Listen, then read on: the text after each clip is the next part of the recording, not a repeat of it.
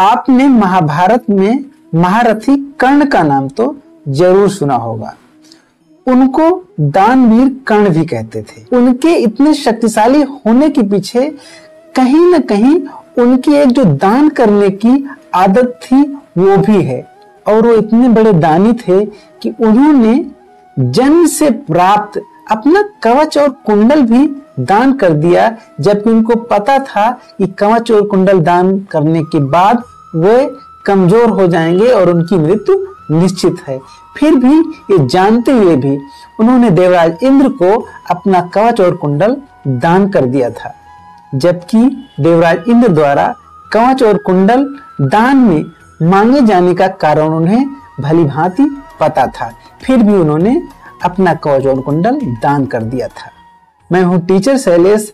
आज मैं इसी विषय पे बात करने वाला हूं कि दान करना क्या जरूरी है, हमें क्यों डोनेट करना चाहिए, क्यों दान करना चाहिए। तो आइए इसी बात को समझते हैं। हमने और आपने कहीं न कहीं विभिन्न धर्मों की शिक्षाओं में पढ़ा होगा या सुना होगा कि हमें अपनी इनकम का 10% दान करना चाहिए। 10% मतलब 10वां हिस्सा, जो भी आप कमाते हैं उसका 10वां हिस्सा आप दान करें। क्योंकि आपको पता है जो हम कमाते हैं वो हमारा अकेले का नहीं है। यदि आप ये समझें कि आपने अपनी मेहनत से कोई नौकरी हासिल की है या किसी बड़े बिजनेस को खड़ा किया है तो ये आप बिल्कुल गलत हैं। अकेले इंसान कुछ भी नहीं कर सकता है बिना किसी और की सहायता के। अब इसको थोड़ा सा विस्तार से समझाते हैं आपको। मान लीजिए कि आप एक बहुत बड़े अधिकारी बन गए हैं। आपने मेहनत करी, पढ़ाई करी, परीक्षा दी, इंटरव्यू दिया, आप पास हुए और अधिकारी बन गए। आपको लगता है कि ये सब आपके अकेले की मेहनत है, लेकिन आपने बहुत सारी चीजें मिस कर दी।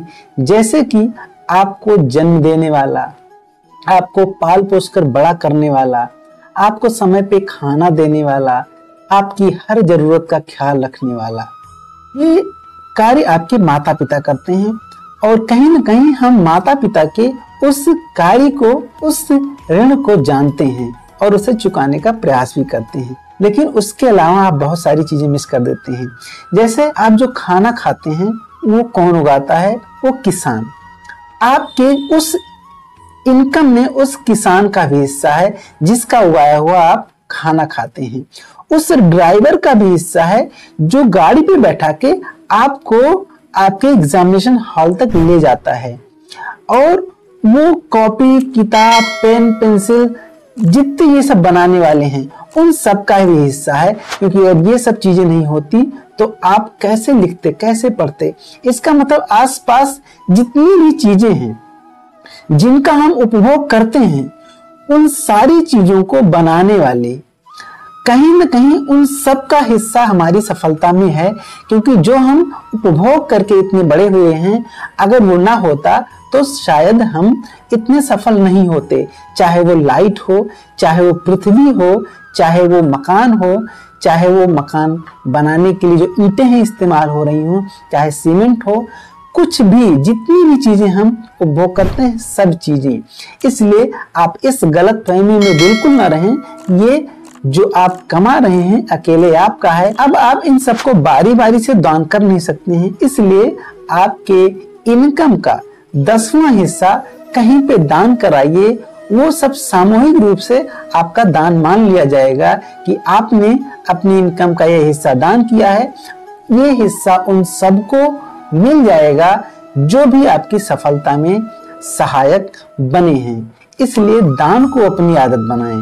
अब आप सोच रहे होंगे मेरे पास तो इतनी इनकम नहीं है, मेरे पास तो बचता नहीं है, मैं क्या दान करूं। यदि आपकी इनकम 100 रुपए है तो यदि आप आदत बनाएंगे तो 1 रुपया जरूर दान कर पाएंगे। तो 10% नहीं 1% से शुरू करिए। 1 से नहीं तो आधे प्रतिशत से शुरू करिए, लेकिन दान करने की एक हैबिट बनाइए कि कहीं ना कहीं वो पैसा किसी और के काम आए, जिससे कि आप पर लोगों का जो ऋण है वो कहीं ना कहीं धीरे धीरे चुकता होता रहे।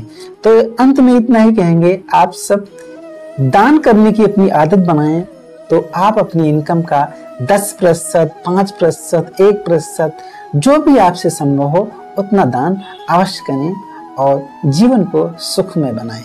और ये वीडियो आपको अच्छा लगा हो तो चैनल को सब्सक्राइब करिए, वीडियो को लाइक करिए और इस वीडियो के अंत में बने रहने के लिए आपका बहुत बहुत शुक्रिया, धन्यवाद।